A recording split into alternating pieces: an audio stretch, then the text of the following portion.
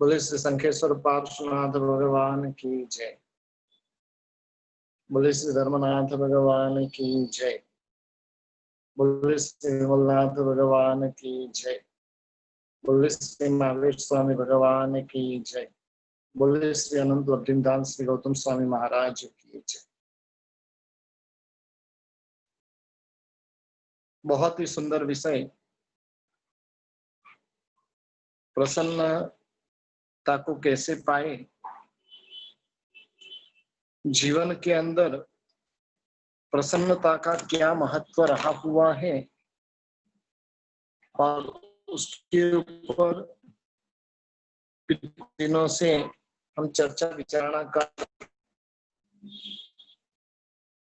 और जिसके अंदर अनेक समाधि के सूत्र शास्त्रकार भगवंतों ने आगमों के अंदर बताए हैं, अनेक ग्रंथों के अंदर उपकारी गुरु भगवंतों ने बताए हैं, और इन्हीं सूत्रों की पंक्तियां लेकर उसके ऊपर हम चिंतन मनन कर रहे हैं। जीवन के अंदर प्रसन्न रहना है, जीवन समाधि से भरा हुआ यदि बनाना है तो उसके लिए शास्त्रकार भगवंत एक बात बता रहे हैं, समाधानम समाधि। जिसके भीतर में समाधान वृत्ति है वो समाधि को प्राप्त कर सकता है। अनेक प्रकार के जो जीव होते हैं जिन्हें आनंद संघर्ष में आता है, शास्त्रकार भगवंत कहते हैं कि जीवन के अंदर यदि समाधि चाहिए, जीवन में यदि प्रसन्नता चाहिए, तो समाधानम समाधि सूत्र को आप आत्मसात कर लीजिए।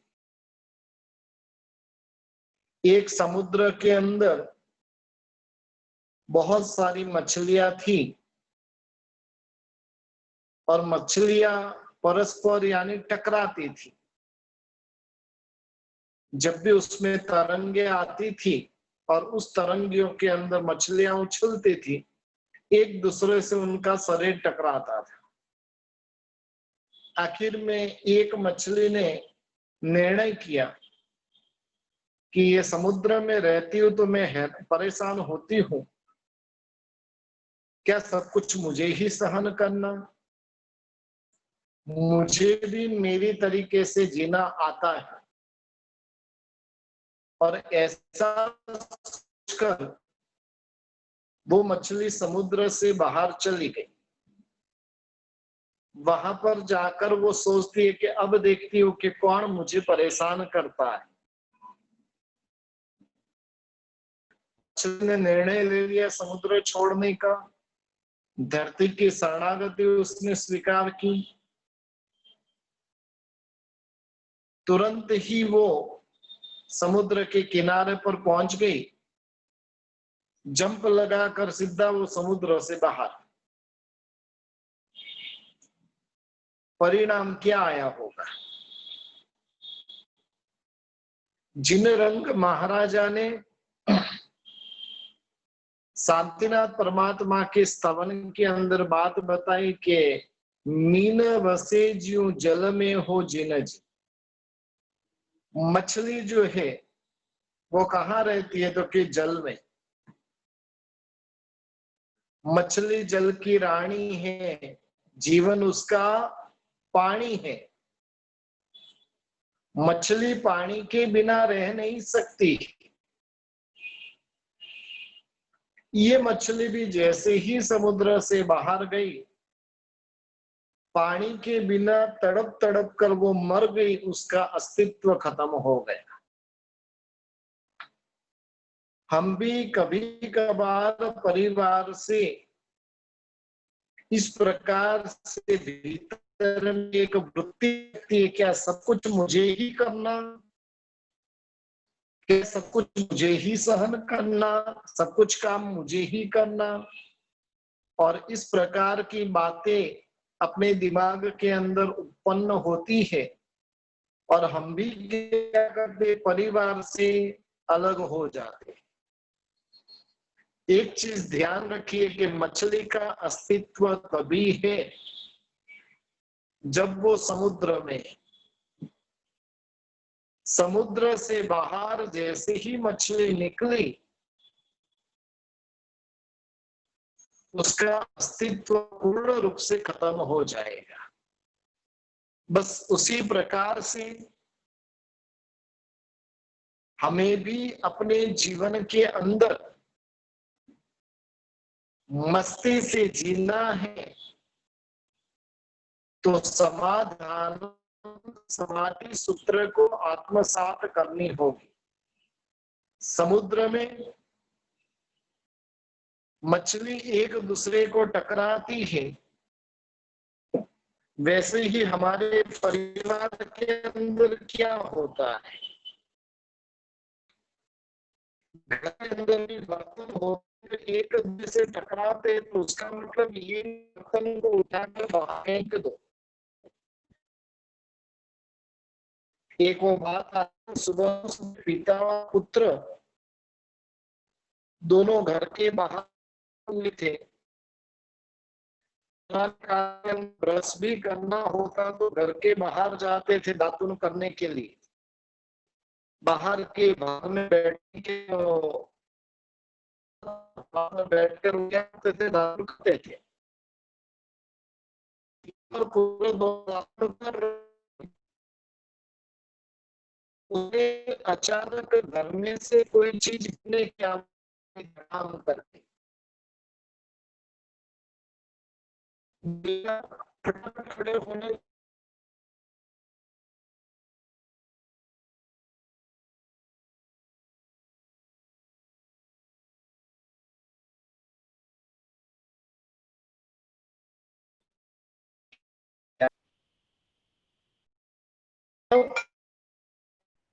पिता था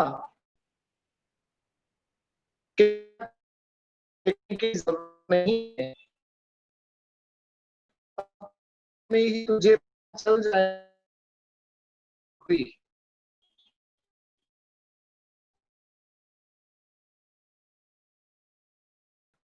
ने पुत्र को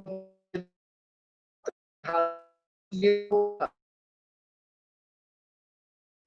तुझे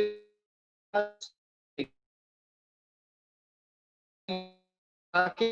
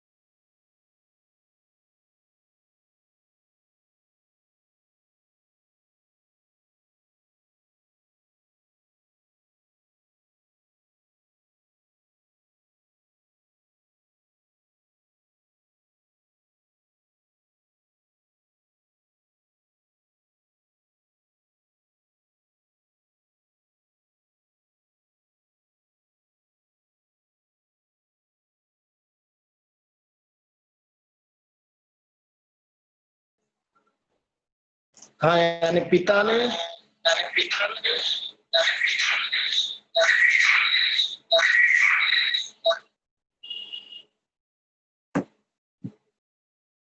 ने पुत्र को कहा कि बेटा कोई चिंता करने की जरूरत नहीं, अभी 2 मिनट में तुझे पता चल जाएगा। यदि समझ ले कि भाई तेरी माँ के हाथ से कुछ गिरा होगा तो पीछे कोई आवाज नहीं आएगी, और तेरी पत्नी के हाथ से कुछ गिरा होगा तो तेरी माँ की बाद में आवाज तुझे सुनाई देगी। कहने का मतलब है जो घटना हमारे हाथ से होती है और उस घटना के अंदर हम कैसा समाधान प्राप्त कर लेते हैं। अरे गलती हो गई, हो जाती है गलती, और वही कार्य जब अन्य व्यक्ति के हाथ से होता है तब हम क्या करते हैं। तब भीतर में होता है नहीं कैसे गलती हो गई, नहीं होना चाहिए, बराबर से ध्यान रखना चाहिए, कितनी कितनी बातें हम उसको सुना देंगे। परिवार के अंदर रहना है, प्रेम से रहना है, तो हर एक प्रसंग के अंदर समाधान करना सीख लेना चाहिए। समाज के अंदर, परिवार के अंदर अनेक प्रकार के ऐसे प्रसंग होते हैं जो मतभेद खड़े करने वाले हो। शास्त्रों में बात आती है कि टुंडे टुंडे मतिर भिना, यानी जितने मस्तक हैं उतने उतने उसकी विचारधाराएं अलग अलग रहेगी, लेकिन ऐसे विचारधारा के बीच में भी अपनी प्रसन्नता टिकाए रखना बहुत जरूरी है।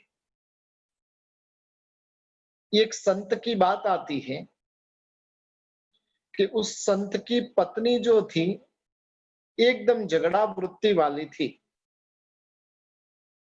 आजकल लगभग लगभग काफी लोगों को ये संत के जैसी धर्म पत्नी मिलती, या तो पति ऐसा मिलता है, और वो भगवान के पास में जाकर कहता है कि हे भगवान तेरा उपकार जितना मानो उतना कम है।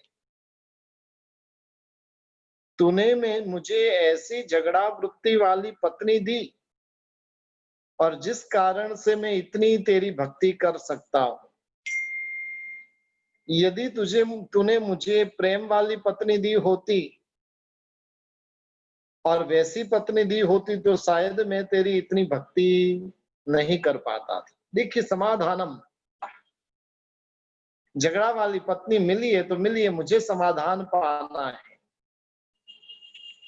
वैसे ही एक संत की बात आती है, उसको पत्नी खूब बहुत ही वात्सल्य देने वाली, प्रेम देने वाली बनी।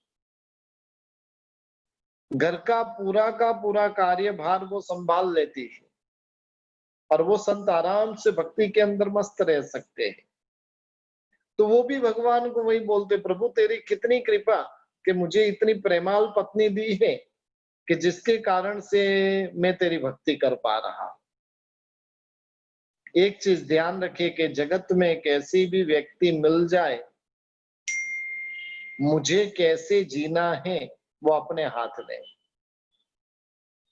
झगड़ा वृत्ति वाला व्यक्ति मिल गया है, उसमें भी मस्ती से जी सकते, प्रेममय वातावरण मिला उसमें भी मस्ती से जी सकते, अनुकूल पत्नी मिल गई, अनुकूल परिवार मिल गया तो भी ठीक है, प्रतिकूल परिवार मिल गया तो भी ठीक है। नरसिंह मेहता जब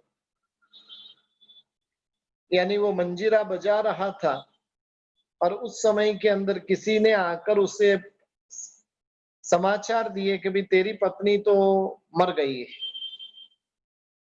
और मृत्यु के समाचार सुनने के साथ में ही नरसिंह मेहता के पास में इतनी पॉजिटिव थिंकिंग रही हुई थी कि उसने क्या गाया, भजन तो प्रभु का गा रहे थे लेकिन गाते गाते वो गाने लगा, भलो थयो भांगी जंजाल सुखे भजसु श्री गोपाल।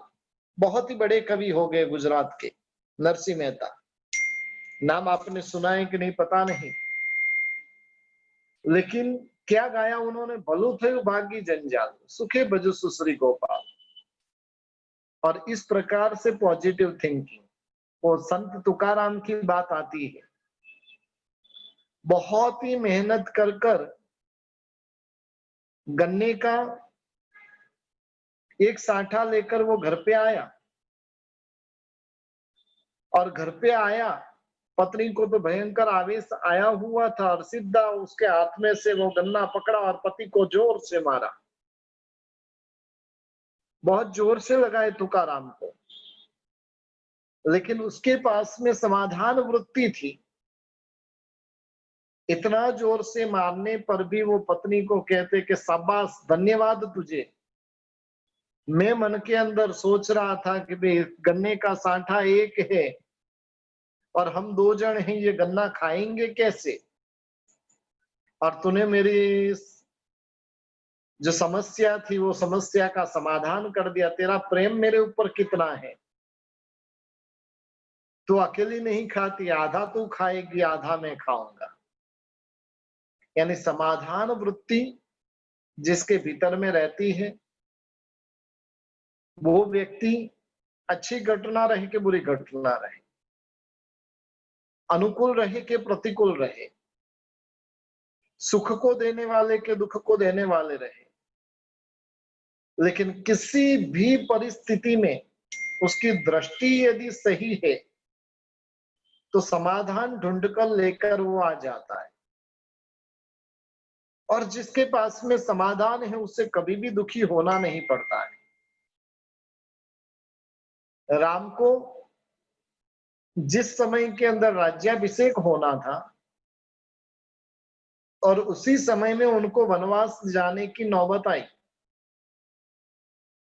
फिर भी वो प्रसन्न थे। जिनके आदेश से उनको वनवास हुआ, वो कैकेयी माता के प्रति भी थोड़ा भी दुर्भाव नहीं था। जंगल में जाने का किसी भी प्रकार का त्रास उनको नहीं था। वो तो उल्टा माँ को कहने लगे कि माँ, तू ही मेरी सच्ची माता है। सच्ची माता जो होती है, जो संतान का हित देखती है। तूने तो तेरे बेटे को सिर्फ अयोध्या का ही राज्य दिया, लेकिन भरत से कुछ विशेष तूने मुझे दिया, पूरी दुनिया का राज्य मुझे दे दिया, पूरे जगत का सम्राट मुझे बना दिया। मैं तेरे उपकार को कैसे भूल पाऊंगा। जब रामचंद्र जी 14 साल के वनवास के बाद में अयोध्या वापिस लौटे, और तब वो रामचंद्र जी के पांव में गिरकर माफी मांगने लगे, और तब रामचंद्र जी ने उनको रोका, माँ को कहा कि माँ, तेरा तो मेरे प्रति का कितना सद्भाव रहा हुआ है।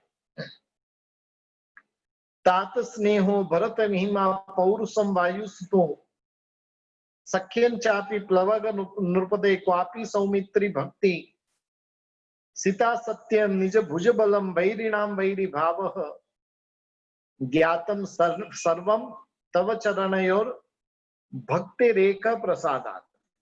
यानी हे माँ, तेरी भक्ति के प्रसाद से तूने जब मुझे पूरी दुनिया का साम्राज्य दिया, और देकर तूने मुझे मेरा कोई अहित नहीं किया है, तूने तो मेरे ऊपर कितनी गजब की उपकार की वर्षा की है। तूने मुझे जब वनवास भेजा, तब मुझे पता चला कि पिता का कितना अनहद स्नेह मेरे प्रति है। जब यदि मुझे वनवास ही नहीं होता तो मैं पिता के स्नेह को कैसे पहचान पाता था। जब हम अयोध्या से निकल रहे थे और उस समय के अंदर मेरे प्रति का कितना भाव पिता का है, वो मुझे तब जानने को मिला। मेरा छोटा भाई भरत वो कैसा अनासक्त योगी है। उसका स्नेह भाव मेरे प्रति कितना गजब का है वो भी मुझे पता कब चला, जब वनवास हुआ। तो हनुमान की मेरे प्रति की भक्ति कैसी है, उसका जो प्रचंड पराक्रम, वो जब लंका के ऊपर विजय प्राप्त किया तब मुझे देखने को मिला। सुग्रीव की मेरे प्रति की मित्रता कैसी है, महासती सीता का सतीत्व किस प्रकार का है, युद्ध के मैदान के अंदर मेरी ताकत क्या रही हुई उसका अंदाजा मुझे हुआ। यानी माँ तूने कुछ भी गलत नहीं किया है, मेरे ऊपर तो इतना गजब का उपकार तूने किया है। पर ये बात कब हो सकती है, जब जीवन के अंदर सूत्र आत्मसात किया हो, समाधानम समाधि। कैकेयी ने राज्याभिषेक को बंद रखवा कर वनवास भेज दिया है, और फिर भी थोड़ा सा भी दुर्भाव कैकेयी माता के प्रति नहीं है। ये प्रसन्नता आई कहां से, ये समाधि रामचंद्र जी में आई कहां से? बस एक ही समाधान वृत्ति उनके भीतर में थी। अब देखिए, उनसे भी बढ़कर, रामचंद्र जी से भी बढ़कर समाधान वृत्ति कभी कभार सीता माता के अंदर देखने को मिलती। 14 साल का वनवास पूर्ण कर कर आए हैं और सीता के ऊपर कलंक लगा। लोग तो कुछ भी बात कर सकते हैं, और रामचंद्र जी ने गर्भवती ऐसी सीता को क्या किया? उन्होंने गर्भवती ऐसी सीता को जंगल में छोड़ दिया। 2 गर्भ पेट में रहे हुए हैं, और वैसे समय के अंदर तीर्थ यात्रा के बहाने उनको जंगल में छोड़ दिया, और फिर भी रामचंद्र जी के साथ में वो झगड़ा करने के लिए नहीं गई। सद्भाव रामचंद्र जी के प्रति कितना गजब का उनका सद्भाव रहा हुआ था, कैसी दीर्घ दृष्टि उनके भीतर में रही हुई थी। और इस प्रकार से सीता जी के अंदर भी अद्भुत कोटि की समाधान वृत्ति देखने को मिलती, और उसके प्रभाव से दुख में भी वो समता को टिका कर रख सके। अपने जीवन के अंदर तो कोई ऐसी भयंकर घटना घटित होने वाली है नहीं, फिर हम क्यों समाधि नहीं रख सके, क्यों हम प्रसन्न नहीं रह सके? हमें कोई घर से निकाल कर जंगल में छोड़ने वाला नहीं, ये पक्की बात है। छोड़ेंगे तो फियर छोड़ेंगे, जंगल में तो नहीं छोड़ेंगे। हाँ, रामचंद्र जी जनक राजा के उधर सीता को भेज सकते थे, लेकिन नहीं भेजा, जंगल में भेजा। कहने का मतलब है, वर्तमान की जो हमारी परिस्थिति जो उत्पन्न होती है, वो कोई इतनी विचित्र परिस्थिति नहीं होती है कि जिसको हम सहन नहीं कर सके। बस भीतर में समाधान वृत्ति चाहिए। जब समाधान वृत्ति होती है तो किसी भी प्रकार की घटना वहां पर समाधान है। थोड़े दिन पहले एक व्यक्ति को कोरोना हुआ, और उसके बीच में भी वो कितना गजब का समाधान उसके भीतर में। हॉस्पिटल में गया, वहां पर अपने 4-5 जैन लोग भी साथ में भर्ती थे। वो 4-5 लोगों को तो जब भी देखे तब कंप्लेन, खाना ही ये ऐसा है, नर्स बराबर से आती नहीं है, खाने में कोई टेस्ट नहीं है, इस प्रकार का हम इतना इतना भाड़ा दे रहे हैं, और इस प्रकार से कोई व्यवस्था ही नहीं है। जबकि एक व्यक्ति वहां पर बैठे बैठे जो भी परिस्थिति रहे, ठंडा आया ठंडा खा लिया, गर्म आया गर्म खा लिया, नर्स समय पर आई तो भी ठीक है, नहीं आई तो भी ठीक है, जब है जो है उसको समाधान वृत्ति। बस अपने भीतर में भी उस प्रकार की समाधान वृत्ति चाहिए। और जब समाधान वृत्ति होती है तो प्रसन्नता आए बिना रहती नहीं। देरानी रहे, जेठानी रहे, कि पाड़ोसन रहे, किसी के भी बेटे को अपना बेटा मानकर उसको भरपूर वात्सल्य दो। भेद करने गए तो दुखी दुखी हो जाओगे। स्कूल के अंदर शिक्षिका होती है, पाठशाला के अंदर कोई बहन जी के पंडित जी होते हैं, और वो क्या करते हैं, जितने भी विद्यार्थी होते उन सब विद्यार्थी में अपनेपन के दर्शन करते हैं। नहीं, मुझे इसको सिखाना, इसको नहीं सिखाना, इसको बहुत आगे लेके जाना, इसको तो ऐसे ही रखना है, नहीं। बस यही वृत्ति हम भी घर के अंदर सबके प्रति रख देवे तो क्या होवे, प्रसन्नता प्राप्त हुए बिना रहे नहीं। पुत्र वधू जा रही थी, आपने घी बीच में रखा हुआ था, उसको दिखा नहीं और ठोकर लगी और गिर गया। अब उस समय के अंदर उसको डांट भी सकते हैं, वातावरण को भयंकर भी बना सकते हैं, और उस समय के अंदर समाधान वृत्ति भी हम प्राप्त कर सकते हैं। भाई ये तो रसोड़ा है, इसमें से कोई भी वस्तु इधर उधर ढुल सकती है, उसमें क्या मेरी ठोकर लगी होती तो क्या घी नहीं ढुलता था? अब तेरे पांव से ढुल गया तो ठीक है, ढुला है तो ढुला है। समाधान वृत्ति। और समाधान वृत्ति नहीं करे तो क्या होगा, वहां पर भयंकर कोटि के संघर्ष हो जाएंगे।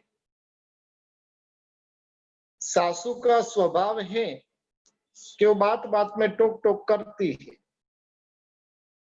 एक चीज ध्यान रखिए कि किसी कवि ने बहुत सुंदर बात कही है कि घड़ी जब बिगड़ती है तो टक टक करना बंद करती है।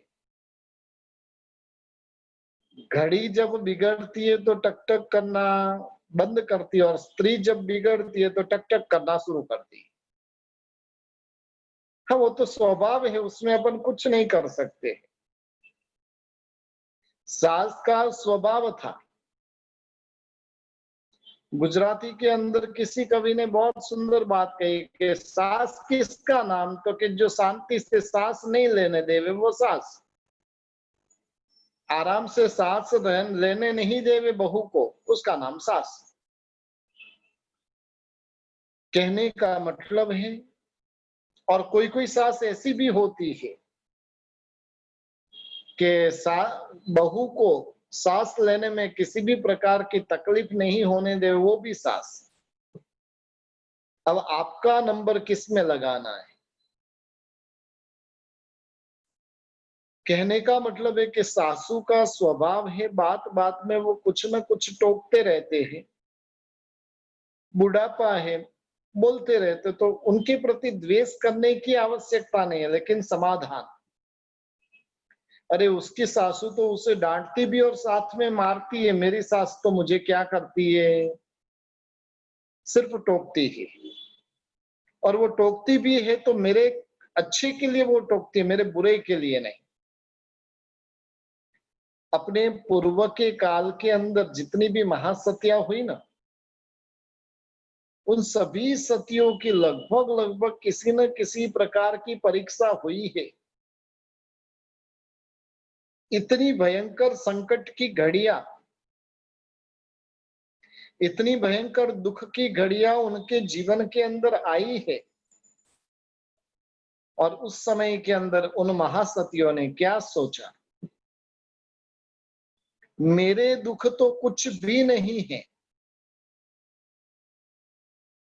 वास्तव में जो पुरुषों को जो दुख आए थे वो कितने भयंकर थे। समाधान वृत्ति जब प्राप्त हो जाएगी, जिसके भीतर में समाधान वृत्ति जिसे विकसित करनी है, उसके लिए जरूरी है कि पुण्य और पाप की विचारधारा अपने भीतर में प्रकट कर दे। यदि मेरा पुण्य कमजोर होगा, यदि मेरे पाप का उदय होगा, तो लोग मुझे परेशान करेंगे। पाप का उदय नहीं रहेगा तो किसी की भी ताकत नहीं है कि मुझे परेशान कर सके। बस मुझे क्या करना है, पाप कर्म का हिसाब चुकते करने का अवसर मुझे प्राप्त हुआ है। और ऐसे समय के अंदर भगवान की भक्ति वगैरह धर्म आराधना को बढ़ाकर पुण्य के सहारे मुझे नाचना नहीं है, पाप करना नहीं है, संकल्प विकल्प करना नहीं है, लेकिन आराधना में जीकर मस्ती से मेरी प्रसन्नता को टिकाए रखना है। चोरी होवे, कोई वस्तु छीन लेवे, कोई बड़ा नुकसान का निमित्त खड़ा हो जाए, और उस समय के अंदर समाधान वृत्ति रहे, तो उस समय के अंदर हम गा सकते कि तेरा हो हे सो तेरी पासे अवर सभी अनेरा। जो अपना है वो अपने पास में रहेगा, बाकी तो सब कोई ना कोई लेके चला जाएगा। बॉम्बे के एक श्रावक की सत्य घटना, उसके पास में कुल मिलाकर 1 करोड़ की पूंजी थी, और 1 करोड़ की पूंजी उसके पास में थी। किसी को 84 लाख दिए हुए थे और वो डूब गए। अब 16 लाख उसके पास में बचे। हम क्या करते, 16 लाख को और संभाल कर रखते थे, लेकिन ये व्यक्ति आचार्य भगवंत के पास में पहुंच गया 16 लाख रुपया लेकर। गुरुदेव को विनंती की कि गुरुदेव मेरे पाप कर्म का उदय चल रहा है, फलाने फलाने व्यक्ति के पास में मेरे 84 लाख तो डूब गए। अब वो पूरी जिंदगी में वापिस आने की कोई संभावना मुझे दिख नहीं रही है। अब गुरुदेव इतनी कृपा कीजिए कि ये संपत्ति चली जाए, उसके पहले उसको मैं सुकृत के अंदर उसका उपयोग कर लूं। ये समाधान वृत्ति, और ऐसी समाधान वृत्ति नहीं होती है तो वो व्यक्ति दुखी दुखी हुए बिना रहता नहीं। कई बार तो ऐसा प्रसंग होता है कि थोड़े के लिए मर्डर हो जाता है। हाँ, होता है। 5-25 हजार किसी से लेना है, बोला चाली हुई, इतने झगड़े के अंदर चले गए कि एक दूसरे ने मर्डर कर दिया। इसलिए प्रत्येक परिस्थिति में हमें समाधान प्राप्त करना है। जब भी ऐसी परिस्थिति उत्पन्न हो, उस समय के अंदर ये सूत्र को याद करना, समाधानम समाधि ही। आंख बंद करके नवकार मंत्र का तो जाप अनेकों बार किया, लेकिन अब जब कोई परिस्थिति हो ना, उस समय के अंदर समाधानम समाधि, समाधानम समाधि, समाधानम समाधि का जाप कर लीजिए। यानी किसी भी प्रकार की समस्या जगत में ऐसी नहीं है कि जिसका समाधान न हो। प्रत्येक समस्या का समाधान इस जगत में रहा हुआ है। गौतम बुद्ध और आनंद की बात आती है। एक बार कोई नगर में वो जा रहे थे, और तब गौतम बुद्ध ने आनंद को कहा कि हे आनंद, ये नगर के लोग तू जब भिक्षा के लिए जाएगा और तब तेरा सत्कार नहीं करेगा तो तू क्या करेगा? और तब आनंद कहता है कि भंते, मैं सोचूंगा कि भले ही ये लोग मेरा सत्कार नहीं कर रहे, सब स्वागत नहीं कर रहे, वेलकम नहीं कर रहे, लेकिन मेरा अपमान तो नहीं करते हैं ना। देखिए कैसी दृष्टि होती है। फिर आगे जाकर बुद्ध ने पूछा कि वो तेरा अपमान कर रहे हो तो कि उस समय में मैं विचारूंगा कि ये खाली अपमान ही कर रहे, मुझे गालियां तो नहीं दे रहे हैं। कोई कहे कि भाई चलो भाई तुझे गालियां भी दे रहे हो तो उस समय मैं सोचूंगा भाई वो गाली तो दे रहे, तमाचा तो नहीं लगा रहे, चाटा तो नहीं लगा रहे। लगाएंगे तो भाई मुझे वो लकड़ियों से तो नहीं मार रहे, पत्थर से तो नहीं मार रहे। यदि पत्थर से लकड़ी से प्रहार करेगा तो अरे भाई वो मुझे जान से तो नहीं मार रहे, और जान से मार डालेंगे तो मैं सोचूंगा कि वो मेरे शरीर को खत्म कर रहे हैं, लेकिन मेरी आत्मा को तो वो थोड़ा सा भी नुकसान नहीं पहुंचा सकते। फिर मुझे क्यों चिंता करना? कहने का मतलब है कितनी सुंदर समाधान वृत्ति आनंद के जीवन के अंदर थी, और ऐसी समाधान वृत्ति हमें भी अपने जीवन के अंदर प्राप्त करनी है। रोज रोज के जो प्रसंग होते हैं और उन प्रसंगों के अंदर हमें समाधान वृत्ति को प्राप्त करना ही होगा। यदि समाधान वृत्ति प्राप्त नहीं की तो समझना कि जीवन की समाधि गायब हो जाएगी, और जीवन की समाधि गायब होगी तो प्रसन्नता जाएगी, प्रसन्नता जाएगी तो अनंत भवों का संसार स्वयं ही स्वयं का बढ़ा बैठेंगे। और इसलिए शास्त्रकार भगवंतों ने हमारे सामने एक बहुत सुंदर दृष्टि दी है, समाधानम समाधि। साथ ही साथ एक प्रसन्नता का और एक सूत्र बता रहे हैं। जीवन को जिन्हें सुखी बनाने का लक्ष्य है, जिनको भी अपना जीवन समाधिमय बनाना है, उसके लिए एक सूत्र और है, अपने भीतर में सहिष्णुता गुण को विकसित कर लो। सुख की सामग्रियों के बीच में भी व्यक्ति दुखी क्यों है? ढेरों सुख की सामग्री है। वो परसों हमने देखा था कि 50 लाख कमा कर आया फिर भी वो दुखी है।